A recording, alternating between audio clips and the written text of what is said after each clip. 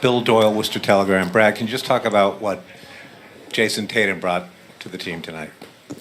Well, obviously we needed his scoring greatly. We had a lot of guys that, struggled with their shot tonight. And, he made some big plays. And I think that he would be the first to tell you that, he enjoys playing in these types of games and was looking forward to tonight after the 2 in Cleveland. Coach, John Schumann, NBA.com. What was the key to keeping sort of the supporting, Cleveland supporting cast limited tonight? And did the Baines change sort of help that?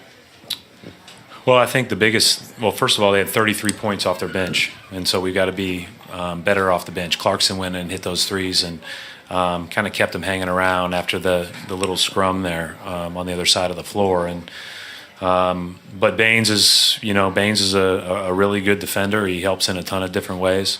I thought he did a good job getting the ball off the glass and getting tip-ins.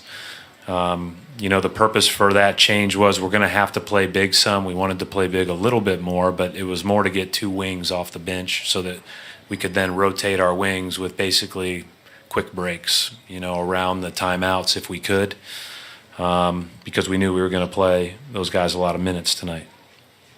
Left-hand side, Brian. Brian Rao, Boston Sports Journal. Brad, you talked about Jason already, but can you speak just to the impact he made, just in all facets of the game, particularly on the defensive end, and what you kind of saw from him there? Jason Tatum? No, I just thought he had a really good game, and again, these guys are anxious to play. Everybody's anxious after you get beat, but I think Jason was especially anxious after Game 4.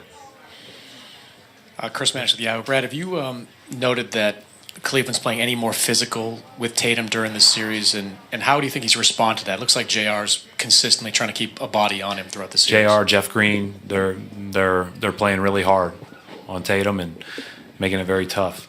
And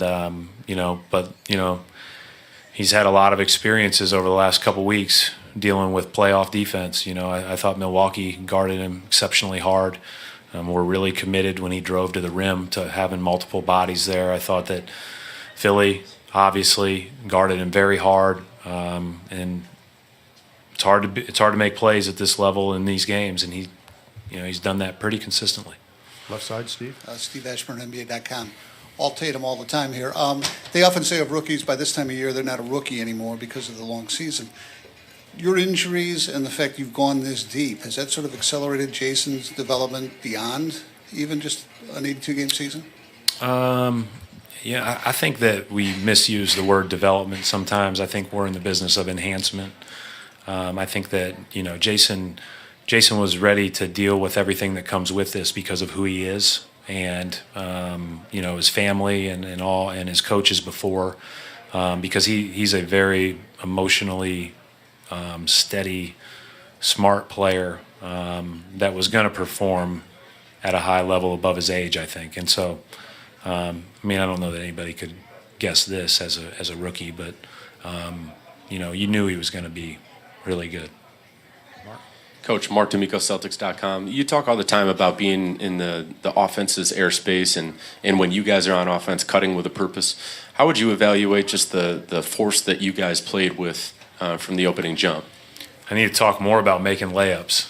But at the end of the day, our guys have hung their hat on the defensive end of the floor. And it takes a lot of energy. It takes a lot of effort. It takes a lot of teamness. We were not the more connected team in Cleveland. That bothered us all, I think. And we wanted to come out and defend well. It doesn't mean they didn't miss some shots they normally hit. We'll go back and see that, I'm sure. We'll see areas that we can get a lot better at. But, they keep putting us in those tough positions. And LeBron just keeps putting us in those tough positions with those picks. And just have to play as hard as you can. Oliver Iglesias, Phil Boxing Philippines. The pattern so far in this series is that the team which has the home court advantage wins. You now have up to 2 chances to wrap up the series. Could you manifest your thoughts on this one, Coach? You just have to play the next possession the right way and do that as much as you can for 48 minutes. It's easier said than done. you know, to do what we want to do, we still have to beat this team one more time. And it's hard to win a game in the NBA. It takes a ton of preparation, takes a ton of focus, takes a ton of effort, and that's the task. Bob? Bob Schron, the Citizen. Coach, you already kind of alluded to it, but and I know you don't like to compare necessarily, but was this as good a defensive game as you guys have played all season? I'll have to go back and watch. I don't know, Bob, if it was as good or if, you know, if my rose-colored glasses are telling me it's good. Maybe we'll go back and watch and say it wasn't as good as as before, but they missed shots. I don't know. But I felt like our purpose and our, you know, again, we were covering for one another. We didn't get our heads down when LeBron and Love hit those first 3 threes. We just kept playing. And, you know, we tried to do it as hard as we could. Clevis Murray of The Athletic. Ty Lue said that Semi Ojeleye not playing threw the team in a loop. Just curious what you seen matchup-wise not to play him. You know, we believe in Shemi, and we think that he's a big, huge part of our team, and it would not be a shock if he plays a ton for us in Game 6. Brad, over here on the right, Paul Flannery. You guys shot 36% tonight, I think, and Terry struggled to get into a flow. What do you guys have to do to be able to unlock him? Is he playing too fast? Is it, you know, what can you guys do to unlock him a little bit? Law of averages play themselves out eventually, and so play aggressive, have fun. Thank you, Coach. Thank you.